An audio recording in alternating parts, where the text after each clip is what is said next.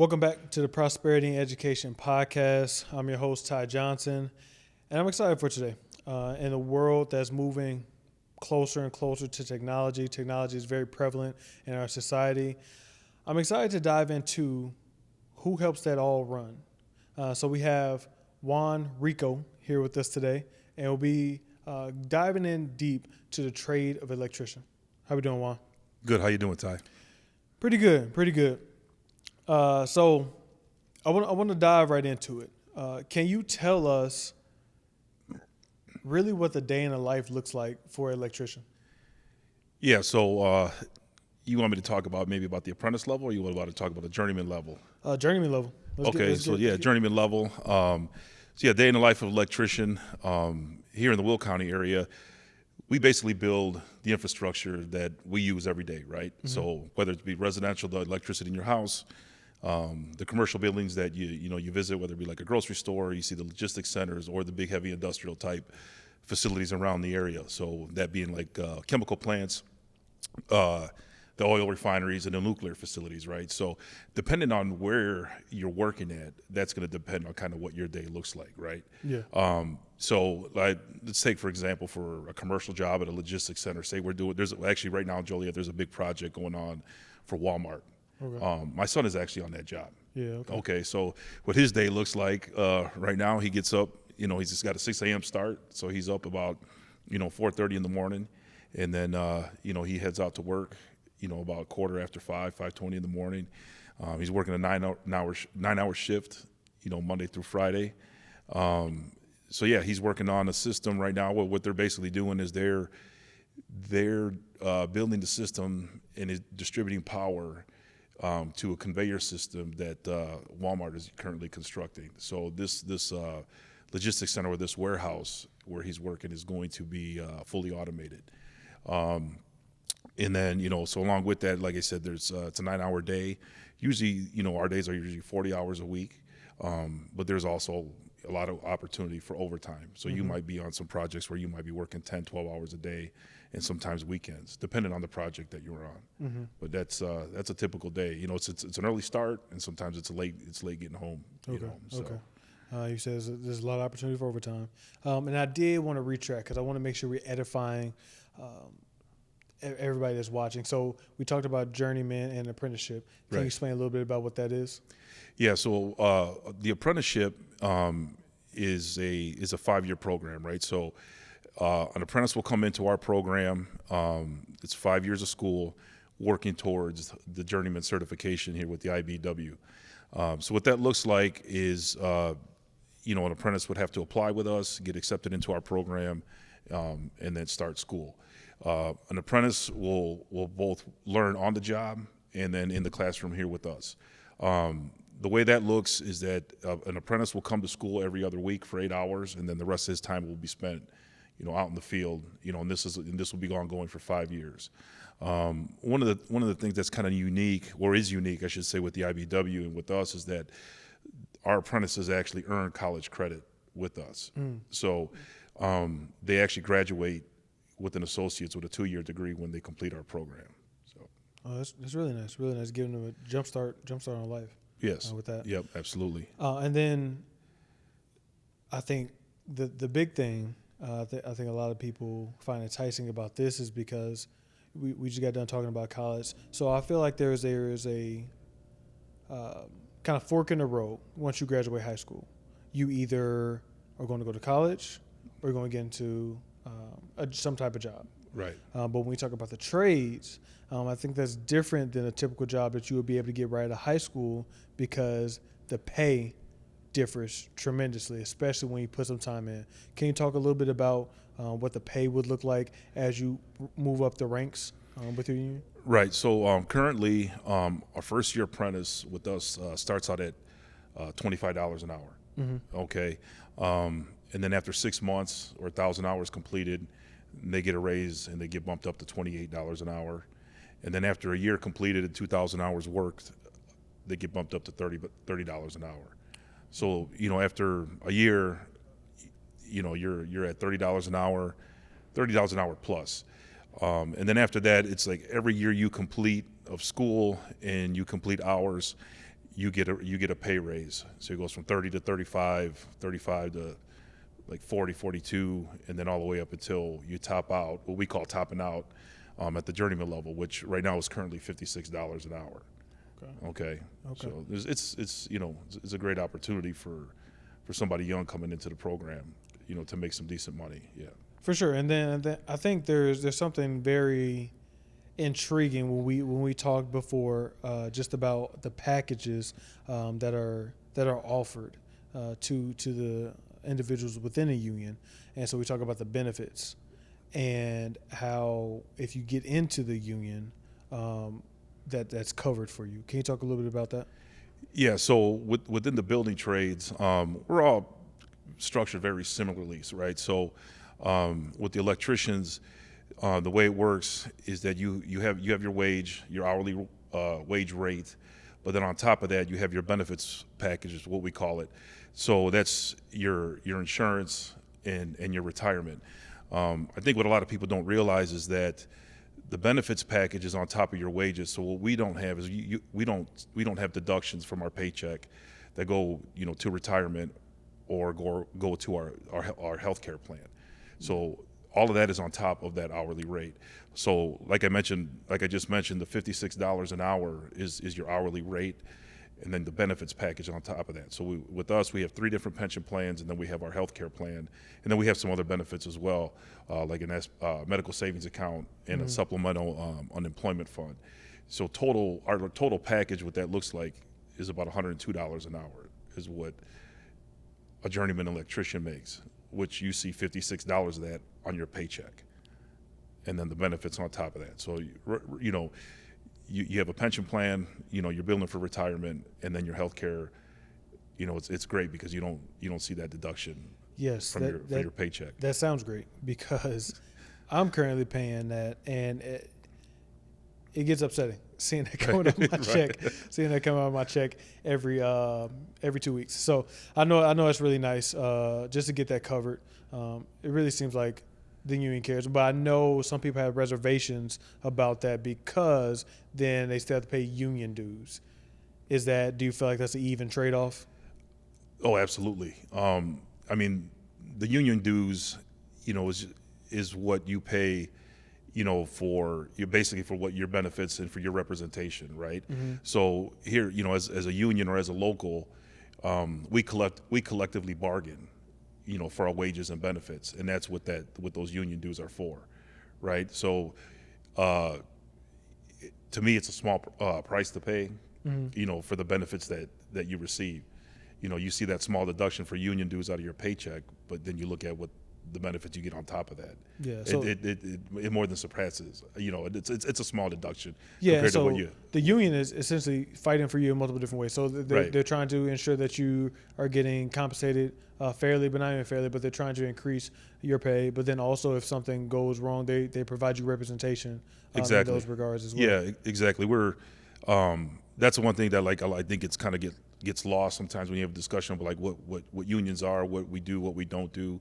But that's one of the biggest benefits, to workers, is to have that representation, at your workplace, sure. Where you actually have a voice, and you can have a voice without the fear of being, reprimanded or fired or discriminated against, right? Because you have the union backing you. That's which I think is a great thing to have, where you can go to work, and if you don't feel safe on the job, you can say something about it, mm-hmm. right? Mm-hmm. And there's not going to be any repercussion, from the employer because you spoke up. Yeah. Right. Yeah. For sure. I think that's a great segue into the job safety. Do you feel as though the electrician field is something that people could get into with a heightened need for technology, with artificial intelligence being out there? Do you feel, and the evolution of our world is constantly changing, even now more so than ever, do you think that getting into becoming an electrician is a viable field? Oh yeah, absolutely. I think, like you just mentioned, you're seeing all this new technology, coming to the forefront, right? That people are using every day. But you have to look at it like who was building that infrastructure, right? Renewable energy, has grown, here in the state of Illinois and throughout Will County over the last 7 or 8 years. So you see these projects where it's like solar or wind, the electric vehicle infrastructure that you're seeing, put in. And then now the big thing is just this AI technology, right? And you hear about these data centers being built, right? So the data centers are being built, these are infrastructure, that the data centers are infrastructure for AI technology, cloud computing, data storage, the apps that run on your phone, things like that. Somebody has to build and maintain this infrastructure, right? And that's what we do. That's what our people do. We build that infrastructure and we maintain it. So right now, it's a great time, to get into the field. It's a growing field, as you can see. I mean, we have a lot of people retiring, here in the next few years, and it's a great opportunity for young people, where they can come into a trade, earn a degree, and have a career with good pay and benefits. Yeah, right? Yeah, and it's I think it's huge when you talk about building out data centers. We talk about you all being the force that is providing and supplying for the AI, for all the new technology coming on. I feel like that's job security in and of itself. And so you talk about for the young guys coming in. Can we go back to when you started? Did you believe that this was going to be a lifelong career? No. Like most people, I would say when I graduated high school, I didn't really know what I wanted to do, right? I went to JJC for a semester, ended up working construction as a laborer. Actually, my dad is one that told me, he's like, you got to do something. He's either you got to go back to school or you got to find a skilled trade, is what he told me, right? So I just happened to be on a job in Bolingbrook. I saw a couple electricians pulling wire, and I actually just thought, oh, that looks pretty cool. Maybe I could do that, right? So I actually went over and talked to these two guys, and I said, hey, how do I get into doing what you're doing? And they said, well, this is what you got to do. You got to go down to the Union Hall. You got to apply. So I did, and then and about 8-9 months later, I ended up getting accepted into the residential program here at Local 176. So that's kind of just how I fell into it. Once I started, the trade, and I started going to school, I just fell in love with it, because I was actually learning on the job and then learning in school. So what I was learning in class, I was actually applying it on the job, right? Directly, right? Yeah, after and I just took off from there. That was 30 years ago, but yeah, it was great. It's been great, so I just kind of fell into it, though. I had no plans of ever just becoming an electrician. Yeah. So it's been 30 years. Yeah, 30 years. That's a long time. And so how are you still hands-on now? No. I'm a business representative, so I'm in the representation part of the local. So I represent the members, and so I'm mostly in the office. Not actually out in the field working. Okay, and I'm curious because you said you started in residential, but I know there's a lot of different tiers to electricians, because you educated me on a lot, because there's residential, there's industrial, and there's commercial. Correct. Have you, any point throughout the time, these past 30 years, have you worked in a different levels? Yeah. Outside of residential? Yeah. All 3 levels I've worked at. So I did residential for about 7-8 years, kind of transitioned into the commercial aspect, and then around 2009, started working industrial. Worked industrial pretty much up until 2015, 2016, and then 2017, I actually was offered a position with the city of Joliet, and I was the chief electrical inspector for 4.5 years. Okay. Yeah, so it's kind of taken me, the electrician field, or the IBW's kind of taken me, a bunch of different ways that I thought I'd never see or never do. You know what I mean? So yeah. And so, what was that aha moment for you? That, okay, this is it. This is where I can provide for my family. This is where I'll be happy, and this is where I can retire from. Well, I think as soon as I got in the program, I realized, this was it. was making, decent money, and I had benefits right away. I was actually able to purchase my first home at the age of 21. That's impressive. That's just a couple years after, I had gotten the trade, because you can see the progression, like I mentioned earlier. So, I was able to save a little money and purchase my new home, a new home, just, 2 years after getting into trade. And that's kind of like when I knew that, this is what I was going to do, and it was going to be okay. Right. Yeah. So, And so it sounds like this is more than a viable option. But I think when I speak to people in general, students in high school, they think trades is more as a second option. right. What would you say to that? I think for a long time, college was always pushed in high school, right? Up until probably last few years. I think blue collar jobs, maybe, I don't want to say they got a bad rap, but a lot, it didn't seem like a viable career path, right? It was like, oh, go to college, do this, and this is how you get ahead, this is how you make money, And I think that's kind of changed for a lot of different reasons. Obviously, I think the biggest reason would probably be like the expense now to go to college, right? And I think with the way, kind of maybe like the economy's changing, and you see like all these things that are coming, to the Will County area, things that are getting built, and there's a demand now for tradespeople again, so I think people have realized that, and I think there's been a lot more interest. I mean, we're getting a lot of applicants, probably 2 to 3 times more than we have in the past. And I think there's been a shift in the way people think about what the trades actually are and what we do.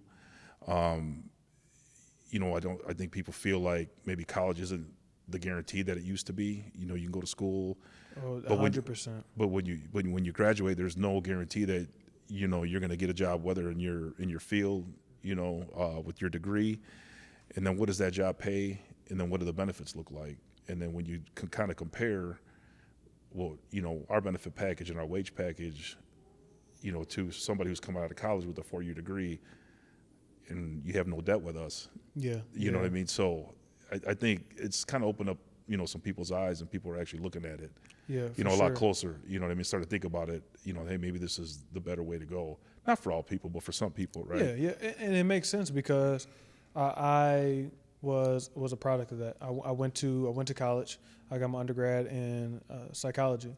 Found out that for the money I want to be making, there's not much I can do with just a bachelor's. So I end up having to go back to school, and so accruing more debt. And so, just like you said, I go to college, and there's no promise after that.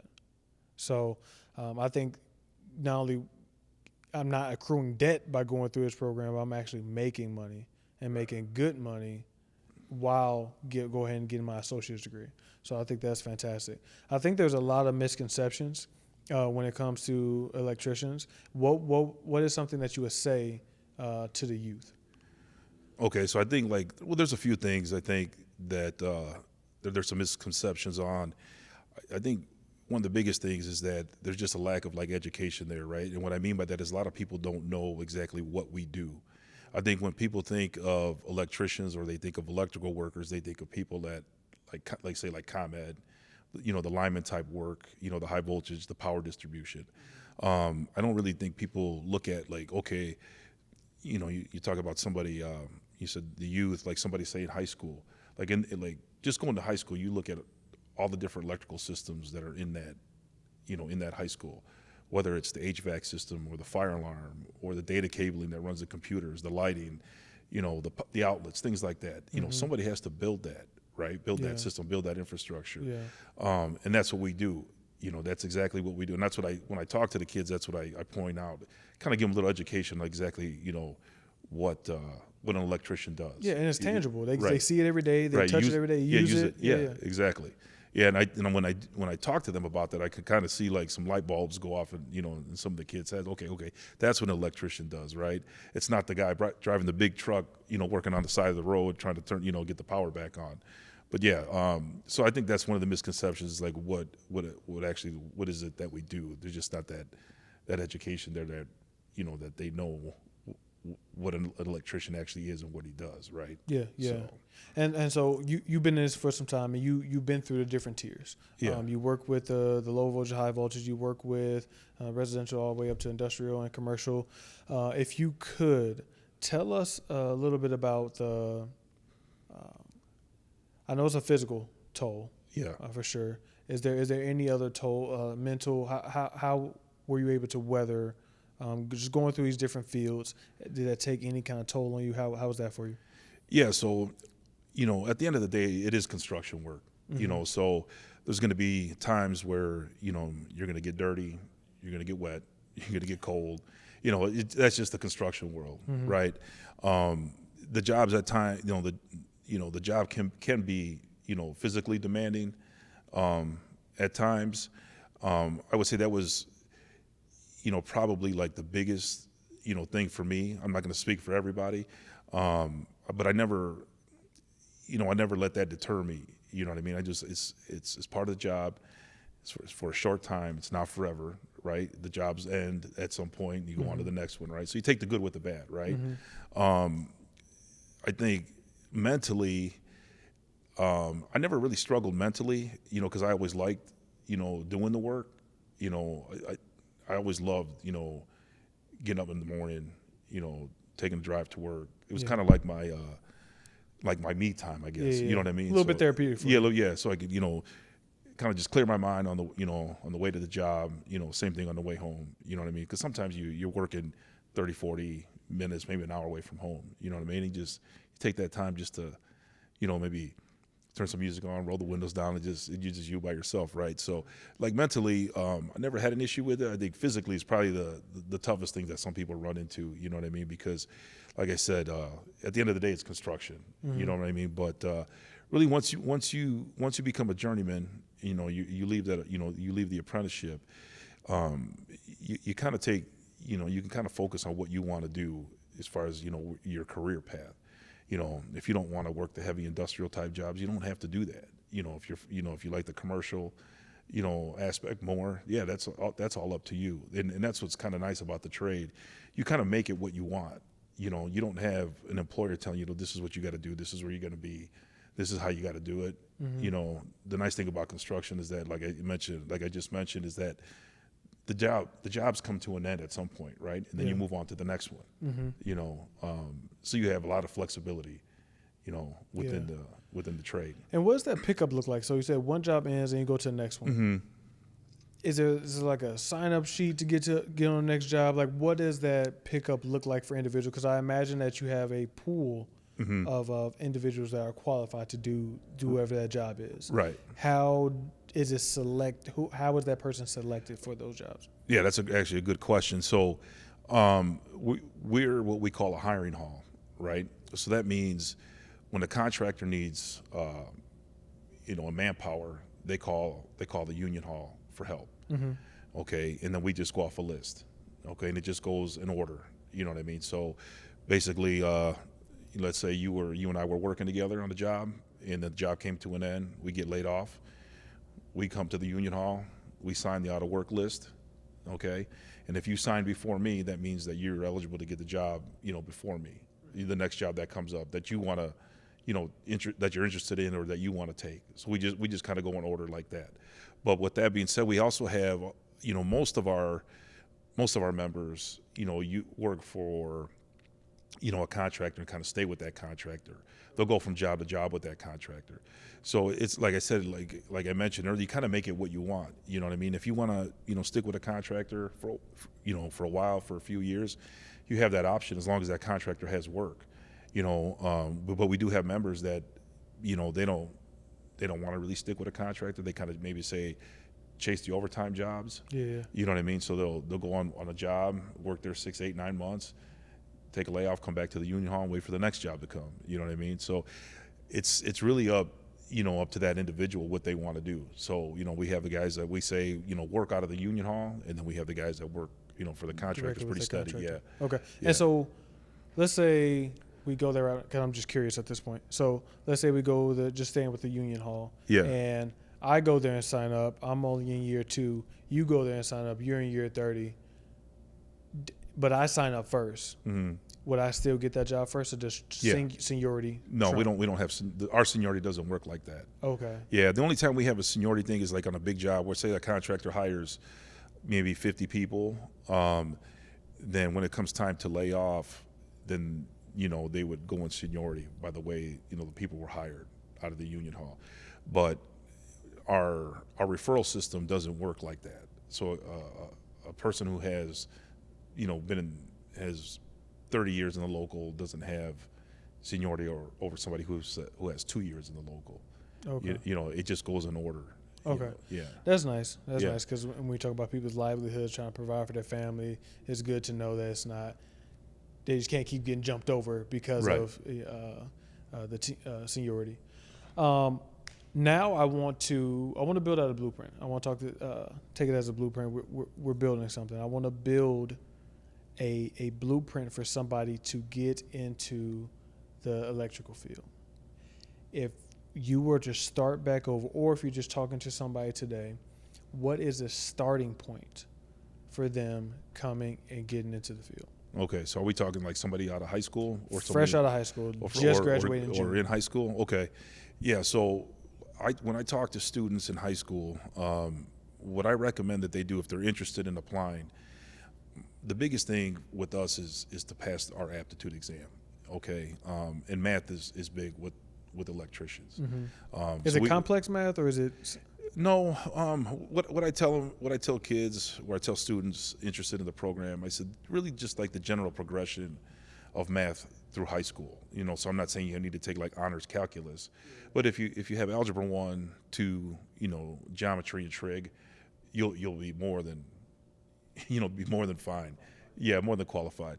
But just to keep that all fresh, in your head, in your brain, really helps out when you come to apply. That's my biggest thing, was what I tell them, is the math part of it. It's going to help you, like I said, on the aptitude test, but it's going to help you also get through school here. Everything we do is math-based, whether it's on the job, whether it's in the classroom, or even if it's like troubleshooting. You know what I mean? We're working, to figure something out, why something's not working. Yeah. Electricians always use math. So that's like number one. And then so for somebody who just graduated, I talk to them all the time. They're eligible to apply with us as soon as they graduate, but it's almost a year gap from the time they graduate to the time they would be accepted into the program and start working. So what I recommend to them is that as soon as they get out of high school is to take some classes at JJC or junior college. Because like I mentioned earlier, our program is accredited, right? So they're getting college credit while they're here. We're accredited through Illinois Valley Community College. So if somebody coming out of high school is really serious about coming in with us, I recommend that they get their general education classes out of the way and maybe take a basic electrical class. So that's like your psychology, your speech communications, and what's the other one? English, English 101, right? Those would be the three I would recommend. Just get those out of the way. Take a basic electrical class at JJC. I tell them that because they're going to have to do it anyway. And believe me, when you're working, 40, 50 hours a week, and then you're in class here with us, and then trying to take those classes, at JJC at night or whatever, it's not easy, right? So that's my recommendation, really to them, and then it gives them points, on their overall score when they come in and apply, to show that they have some college completed. Okay, so if I understand this correctly, they graduate from high school. It's June. Yep. They're 18, so they're capable of applying. Right. They're eligible applicant, and so they apply. At the time of application, they still have to wait a period of time. So at that time, they can go ahead and go to JJC, knock out the gen ed classes, but then also they'll probably have to get a job in the meantime. They could, yeah. Some do, yeah. Okay, and so will they not be working with you all in that stint of time while you're reviewing them? Right during the application process? Yeah. Yeah, so the way the application process works is like this. We take applications every Monday. Okay. So they come in and apply, and then once we get the application, they're required to have their high school transcript sent from their high school. So either, via mail or through email. Then once we get about 30 to 40 applicants is when we'll put on an aptitude test. Okay. We'll invite them, to come take the aptitude test. And then once we get the score that they pass, they'll be put on a list for an interview. The interviews usually take place in February, March. And then based on their high school transcripts, whether they have any college completed, their aptitude score, and then the interview, they'll get a ranking. And then based on that rank, we put a rank list together, and then what ends up happening is that our contractors, who sit on the board with some of the members, will make a determination on how many apprentices they're going to take for that year. And then that determines that'll determine how many people we call and say, hey, you were accepted. You're gonna start work at whatever time, and then you'll be starting school like in the fall. So, like for example, kids who graduated in 2025 who applied, they're applying for the class of 2026. So we have kids that have already applied, already scored, and now they're on that list waiting. And we'll do the interviews this winter. Oh, okay. Okay, so that's how it is. A long process. It is long, but it's necessary just to get as many applicants as we can, sift through the Thoroughly the test. vetted. Yeah. So Okay, that makes sense, and it gives a good idea. Now people know, especially if they watch this, they know. Okay, going into this, I know it's going to be a little bit of time, so I can Right. adequately prepare. I won't get discouraged right. From pursuing it. So we talk a lot about the youth. Is there an age limit to No. where? Oh, No, there's not. okay, No, there's not. that's nice to know. Yeah, I actually I just organized a person from the non-union side who's in our apprenticeship program, and he's 42 years old. But he's been working in the non-union sector for quite a few years, and finally made the decision he wanted to come over with us. So he's in our apprenticeship program right now. Okay. Yeah. Okay. That's nice. Now I want to talk about, I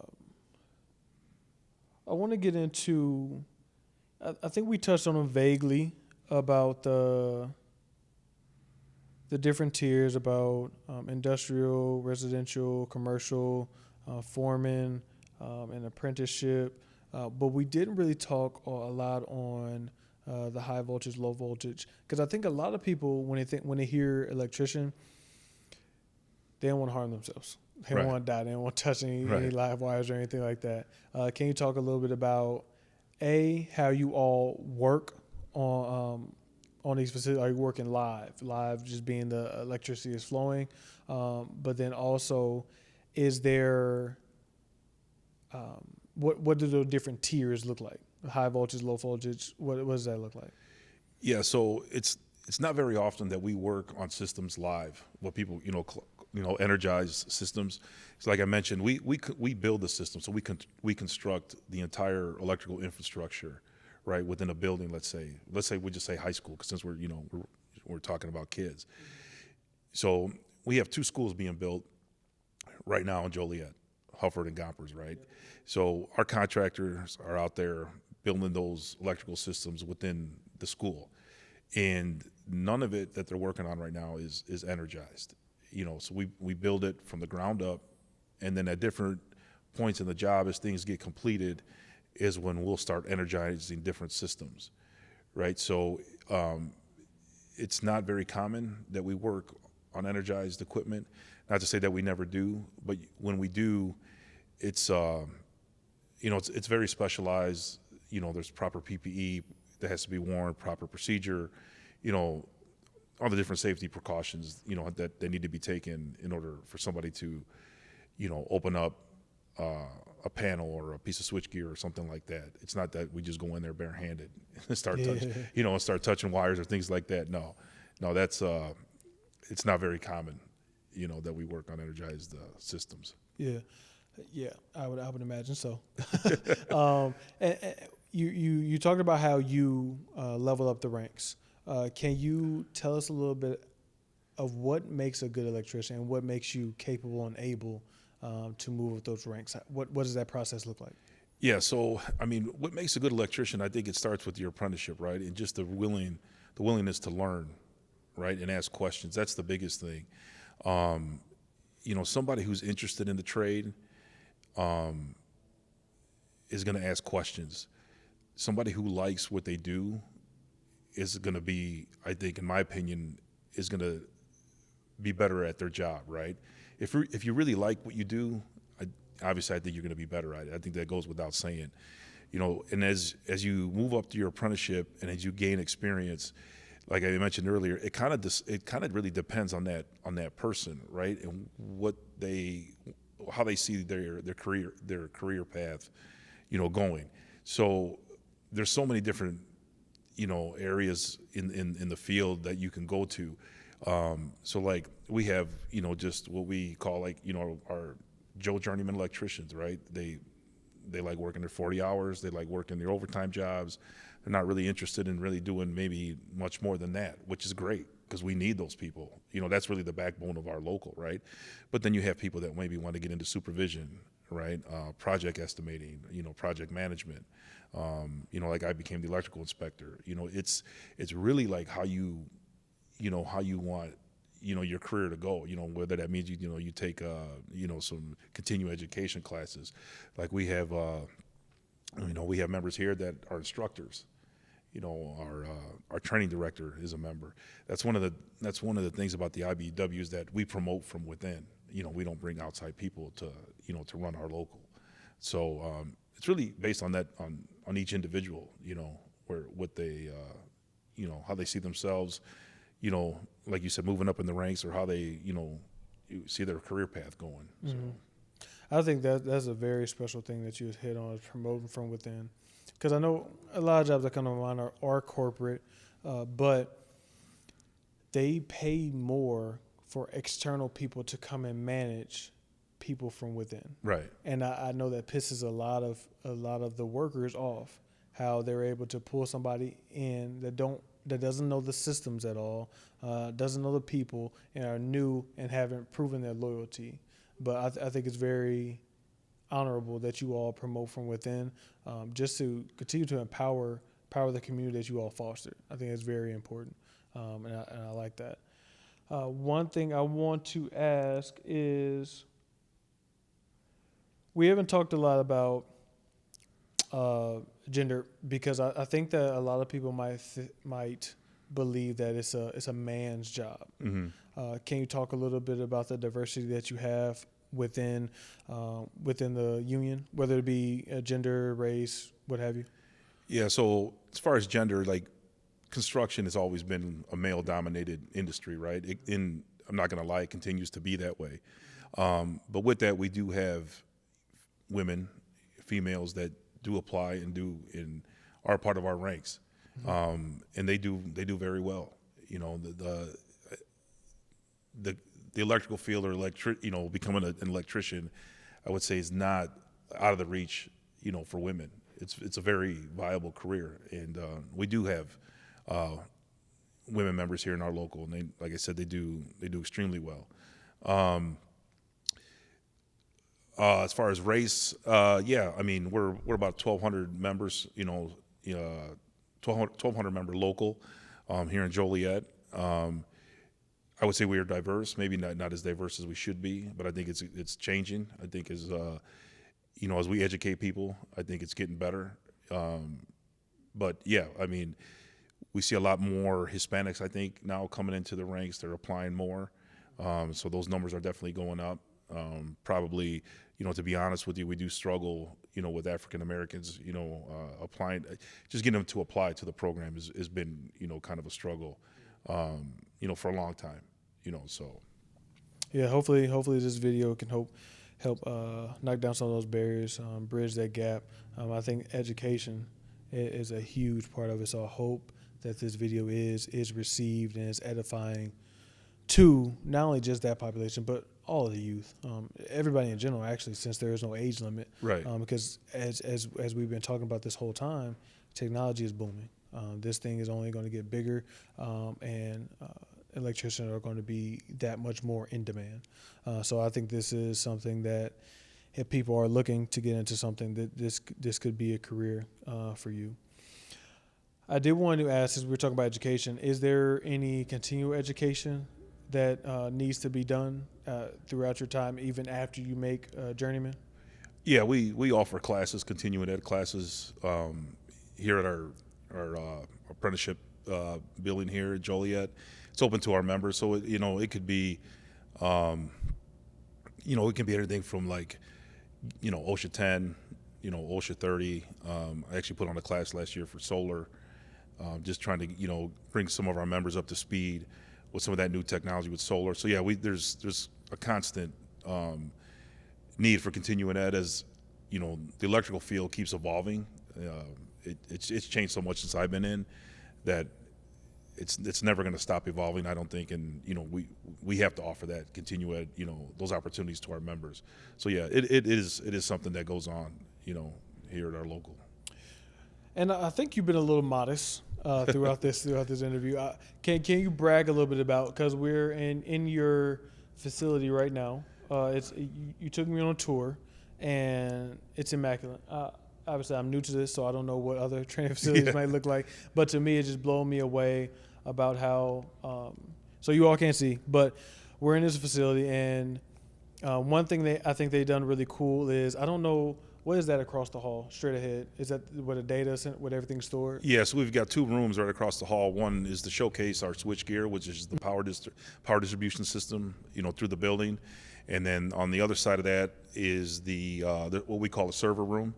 Okay, and that's where all the components and all the backbone is for the computer systems, here at the building. And so it's something that every building is operating on this level, but they do it in kind of cool way, and it's on display because you all are electricians, and this is what you work with on a daily basis.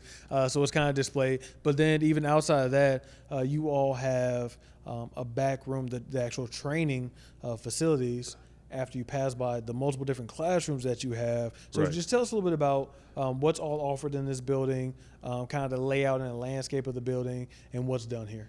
Yeah, so our classrooms, as you've seen, are kind of basically structured like a regular classroom would be, right? Where, you're sitting at a table, and you've got a whiteboard behind you, and instructor and all that. Yeah, standard. Yeah, and that's basically where apprentices probably spend most of their time, learning from our instructors in the books, right? With their heads in the books. But we also have all the hands-on. We call it our shop area, right, in the back. And that's where the apprentices are going to get the hands-on stuff, whether it's conduit bending, motor controls, welding, things of that nature is where they'll get the hands-on experience, like in our shop area. So, excuse me. One thing that I found really intriguing is that organization and preciseness is very huge in this field. Yeah. We just talk about bending the conduit. That's very important. Right. The structure that you give to that. Can you talk a little bit about also? I think this is even more important, is that you all have one of the longest jobs. You all are there from the beginning to the end of the project, right, to tighten everything up. Right. Can you talk a little bit about the preciseness of your job, but then also the duration and longevity of your each project as well? Yeah, so I think you're referring to some of the conduit that you've seen displayed in our shop. Yeah, so yeah, you got a feel kind of like what we do in the skill level that our people have, that our members have, right? Yeah, to give edification. So when you all go into a building, I want you all to just look up, especially if it's exposed. Just look up and see what the conduit is. So if you go to any gym, if you just look up, you'll see exactly what I'm talking about. Yeah, everything's straight, right? Yeah. It's all, the gaps are the same between the pipes. Yeah, exactly. So yeah, I mean, we take a lot of pride in that, obviously, in training our members. As the IBW, we always say that we're the best electricians, in the country, right? Yeah. And we try to prove that on the job, right? So I like that. We know that, our, not just our skill, but the way we can perform on the job, not just not just show up and do the work, but we do high quality, and we do it safely, and we do it on time and on budget. That's what we pride ourselves on. Okay. That's the IBW ways, like we like to say, right? So, Mm-hmm. so yeah, the skill set that we have. I mean, our people love to show it off. Something that we take pride in. From the time our apprentices come in here, they start learning, that it's quality over quantity, right? Mm-hmm. So, you can throw a whole bunch of conduit up, but it's probably not going to look the greatest. Yeah. You know what I mean? But what does that say about you, or what does that say about your local? What does that say about your contractor, right? Mm-hmm. So, we take a lot of pride in that. As far as you mentioned about being on the job the longest, so yeah, we're kind of unique in that way where when a project gets going, let's say like a building is being built, we'll be one of the first trades on the job, starting to put that infrastructure, in place. A lot of times it's underground, conduit, bringing power from, a ComEd transformer to the building. We got to get all that in before, roads get in, parking lots get in, get built. All these things have to get done before, some of those finishes go on. So we get a lot of that stuff in place, even before walls start getting built. Mm-hmm. So yeah, we are some of the first people on the job, and we're some of the last ones to leave the job, because we got to make sure the lights turn on when we leave, right? And they stay on, right? Yeah. Or the HVAC systems have to work, So we're there, to the very end, and doing everything in between, So we build it, we put a lot of things in that people don't see, right? Obviously, whether it's in the ground or it's in the wall, but we also install everything that people use, whether it's a light switch on the wall, or that turns on the lights, or a thermostat, where you can adjust your the temperature in the room, or a fire alarm system, right? That's that keeps people safe. Mm-hmm. That's all. That's everything that that we do. So now it's just kind of me thinking out loud. So when you all the first ones there, you said getting there before the concrete's laid, before the roads laid, for everything's even really get started. Are you all the ones that are digging the trenches or digging the tunnels for that? Are you all doing that, or somebody else is doing that for you? Yeah, sometimes it is us. It depends on the job. So a lot of times we work in conjunction with other trades. So if we may have like what we call like a big like duct bank, that we have to build or install, we might be working alongside some heavy equipment operators, that are digging, that are digging a trench for us to install our conduits in, or something like that. Yeah. So there's a lot of, there's a lot of working with, with other trades, with the carpenters as they throw a wall up, we might be there right behind them putting our conduit in, or things like that. So. Yeah. I'm pretty sure you probably learn a lot from them while you're doing your job, but you're observing them do what they do, and I'm pretty sure that's very beneficial from you, especially as a homeowner. Even as a renter, you mess something up, you can fix it real quick before. Yeah, yeah. You learn a lot working with the other trades. You start picking up on stuff. Just being around day to day. You know what I mean? Like, oh yeah, I see how that plumber, ran that copper line, or, I see how that, that laborer or that concrete guy, how they poured and finished that concrete. Yeah, I could do that. Things like that. So yeah, you do pick up a lot, on the job. You can connect with them too, get their information. And then I think that's one thing we didn't touch on. I do want to wrap up, but I think what we didn't touch on is that, working in the trades, you stay with the contractor, or you could be with the union, stay with the union, get hired that way. But you can also venture out and start doing your own side jobs as well. Yeah, we don't really push for our members to do side jobs. Okay. You know what I mean? It's kind of like you're kind of working against the contractors at some point. You know what I mean? Really, like, we kind of focus on, if somebody's interested in maybe starting up their own shop. Yeah. Okay. Not to say that people don't, help out their neighbors or their family members or things Mm-hmm. like that, but we're always looking for, for local contractors, and if we have a member that's interested in that, we definitely try to, help them and push them in that direction, to maybe possibly become a contractor at some point, in their career. Yeah. Got it. Okay. That makes sense, because competing interests. Yeah, it makes sense. So as we wrap up now, If you could speak directly to the high school student that's on the fence, they're about to graduate, and they don't know if they want to go to college or if they want to get straight into work, and could that work be a trade for them, what would you say to them? I would say, number one, talk to your parents. Okay, that's number one. You saying that as a parent? Yeah, as a parent, talk to your parents and just, talk to your parents and let them know, what you're thinking, right? To me, that would be number one. And then I think along with that, talk to your teachers. I know probably every kid out there has a teacher that they like or they can confide in. So talk to that teacher, and if possible, talk to your counselor. I think between those three groups, you can get a lot of good information. They can answer a lot of questions, or they could even put you in touch, with me or somebody from another trade. But definitely, I would say talk to your mom, talk to your dad, let them know what you're thinking.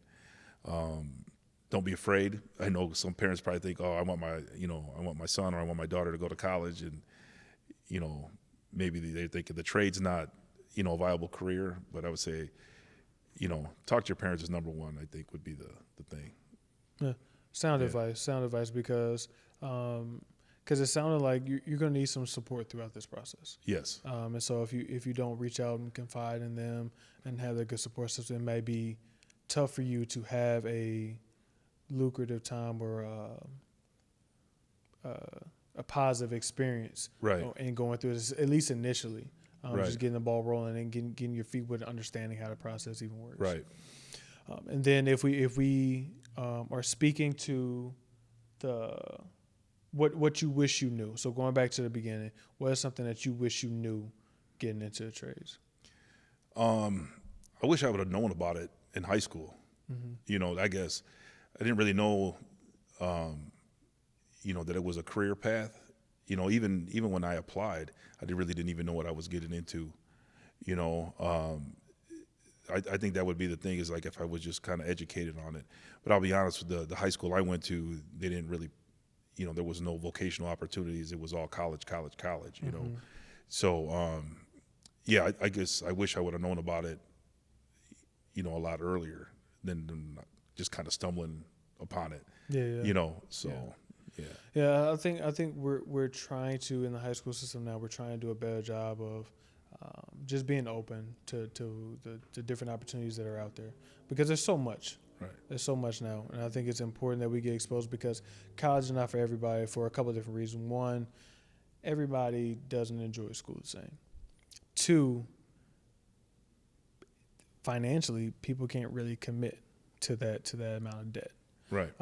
So I think that having some other viable options are very helpful, and just to give people hope that if I don't go to college, then I'm just nothing. I can't do anything. So I think it's important to keep our options open. Yeah. Definitely. We ask all of our guests to give us a impactful or powerful quote that's helped motivate them and push them through some of the challenging times, or just a quote that they live by. What would that be for you? A quote. Well, I'm going to point over there to Mr. Gretzky over there. I love that quote. I've heard it, hundreds of times in my life. Mm-hmm. You miss 100% of the shots you don't take. Yeah. I think that's, sometimes you got to take a risk. Sometimes you got to believe in yourself. Yeah. And that's exactly right. Be confident in yourself. Don't be afraid to fail. Yeah, So. I agree with that. And fun fact, I did not know Wayne Gretzky said that. I thought for sure a basketball player said that. I did not know that was Wayne Gretzky. So interesting. You learn something new every day. Last thing, if you could, just tell us how people can find you, how people can find the trade, how can they get into it. Just give us the rundown of like the website, how to apply, all that good information. Yeah, so like I mentioned earlier, we take applications every Monday, Mm-hmm. okay? And you can visit our website at ibewlocal176.org. And then once you get on our page, you'll see the JETC tab. That's the Joint Electrical Training Committee. Just click on that tab, and that will give you a list of qualifications, and it'll give you all the information on what you need to bring with you when you apply. If you want to get a hold of me and you'd like, maybe to come out and talk to your counselor, talk to your teacher, talk to your parents, you can send me an email, and my email is jr@ibwlocal176.org. Thank you so much for giving your time this evening. Really appreciate it. Hope this was edifying to you all. We need to find more avenues to be successful. Once again, like I said before, college is not the only way. You just getting straight into a job in a warehouse is not the only way. Trades is a way. Just keep your eyes open to the various opportunities that we have. This was great information about the trades. Hope this was received well. I'm going to make sure to put your information on the screen so that we can really get this thing put out there. I think I'm going to use your tagline, the best in the country. That might be that might be a thumbnail. But thank you once again. And then for you all at home, remember that we only can prosper and grow if we get educated. Getting educated is not just academics, but it's educating yourself on how you're going to be successful in life. And as always, make sure you spread the love. And we're out.